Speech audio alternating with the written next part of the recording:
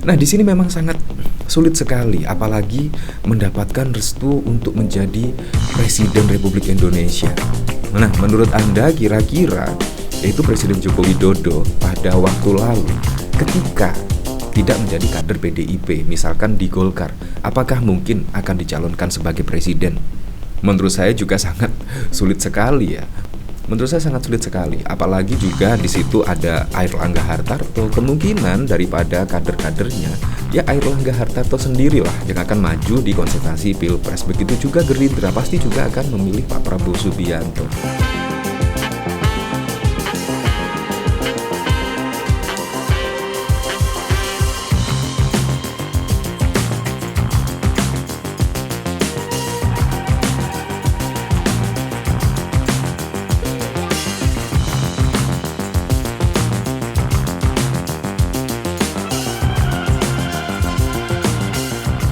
Nah, dari sini ya kita mendapatkan pelajaran ya.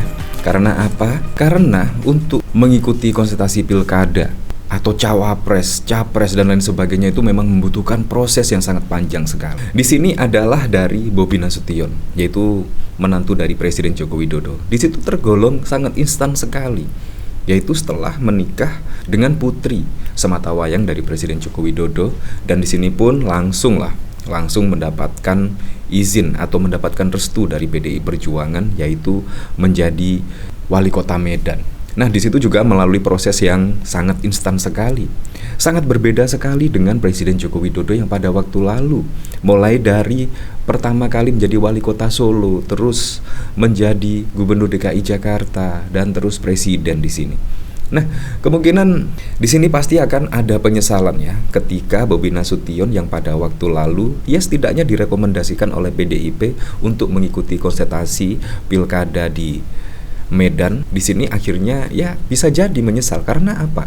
Karena di sini bahkan juga Golkar respon akar rumput di Sumut jagokan Ijek, bukan Bobi Nasution. Nah, di sini pasti ketika yaitu Golkar menjagokan Bobi Nasution, pasti akan ada gejolak di akar rumput. Karena di sini akar rumput itu menyuarakan dan menjagokan Ijek dan bukan Bobi Nasution. Menurut saya ini juga perlu dievaluasi ya. Apalagi juga ya terlalu cepat lah.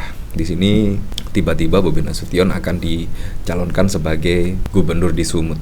Nah, pada waktu lalu juga rame isu bahwa Presiden Joko Widodo akan menjadi ketua umum Partai Golkar. Di sini pun juga mendapatkan respon, yaitu dari petinggi-petinggi Golkar. Di sini bahkan juga dari JK tegaskan Jokowi tak penuhi syarat jadi ketua umum Golkar. Dan bahkan juga tidak hanya itu saja. Di sini bahkan juga dari Rizal Bakri, yaitu Jokowi dan Gibran bisa jadi ketua umum Golkar jika ADART diubah. Nah, di sini memang sangat sulit sekali, apalagi mendapatkan restu untuk menjadi Presiden Republik Indonesia. Nah, menurut Anda kira-kira yaitu Presiden Joko Widodo pada waktu lalu ketika tidak menjadi kader PDIP, misalkan di Golkar, apakah mungkin akan dicalonkan sebagai presiden? Menurut saya juga sangat sulit sekali ya berkontestasi pada Pilpres.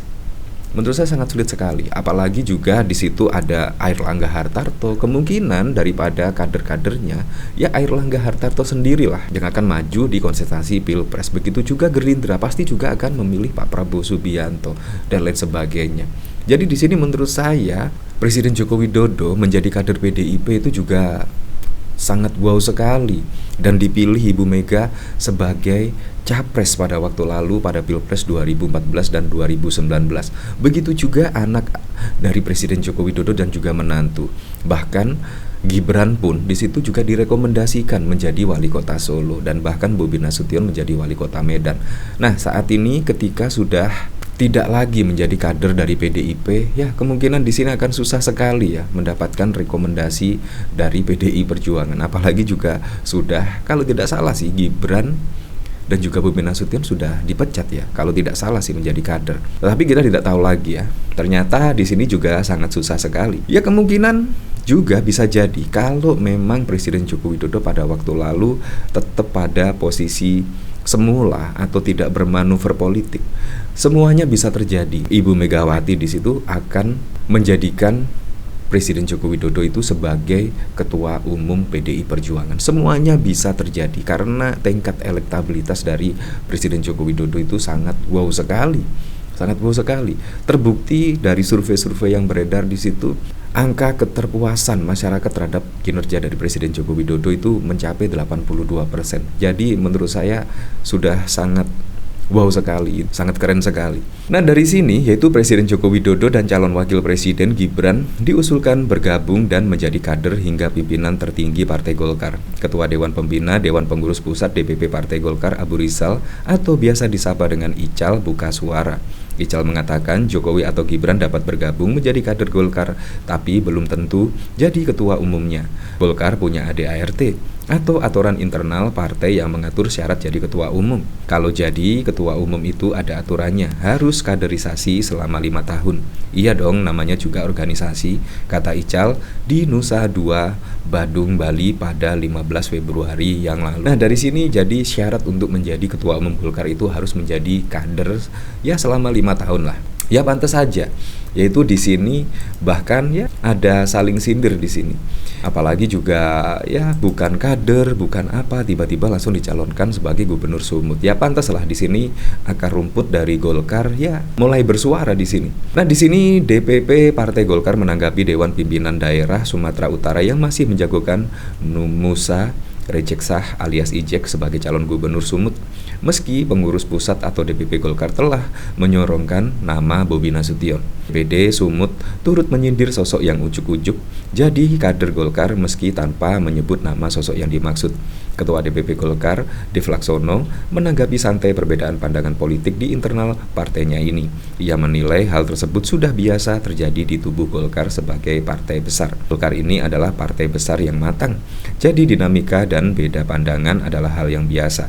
Akan tetapi itu yang membuat kita maju dan selalu terdepan, kata Dev kepada CNN Indonesia pada 9 April yang lalu. Ia juga yakin perbedaan pandangan politik itu dapat dikelola oleh Golkar dengan menghasilkan solusi yang terbaik. Ia pun menyebut seluruh kader partai di berbagai level akan tunduk dan menjalankan apapun keputusan yang akan diambil partai. Kemahiran Golkar dalam mengelola isu telah membuat Golkar selalu tercepat dalam memformulasikan solusi, udah dia. Pada akhirnya keputusan tertinggi yang akan dipatuhi dan dijalankan oleh semua level termasuk putusan mengenai pilkada, sambung dia. Ya, seperti itulah. Jadi menurutnya di sini memang ya dinamika seperti ini wajar saja dan biasa-biasa saja. Ya, tapi kita kembalikan lagi lah ke masyarakat. Tetapi memang yang memilih itu masyarakat ya. Jadi kalau memang ya Bobi Nasution di situ sangat disukai ya silahkan saja memilih Bobi Nasution karena di sini juga negara demokrasi ya. Nah, bahkan di sini juga cerita di balik Bobi Nasution ingin temui Ijek terkait pilkada Sumut ya. Hubungan Wali Kota Medan Bobi Nasution dan DPP Partai Golkar Sumatera Utara menghangat setelah Ketua Umum Golkar Airlangga menugaskan maju di pilkada 2024. Penugasan itu sempat disampaikan Airlangga pada November 2023. Airlangga menyebut Bobi akan maju di Sumatera Utara, namun dia tak menjelaskan Bobi bakal maju di tingkat provinsi atau kabupaten kota. Ada Bobi Nasution, wilayah Sumatera Utara, kata Airlangga di kantor pusat DPP Partai Golkar pada Selasa 21 November. Nah, menurut saya di sini yaitu ketika misalkan Bobi Nasution masih berada di Partai Indonesia Perjuangan, pasti juga akan langsung lah mendapatkan rekomendasi untuk mengikuti konsultasi pada pilkada besok, yaitu menjadi gubernur Sumut. Menurut saya seperti itu. Kalau dari PDI Perjuangan itu sangat loyal sekali ya.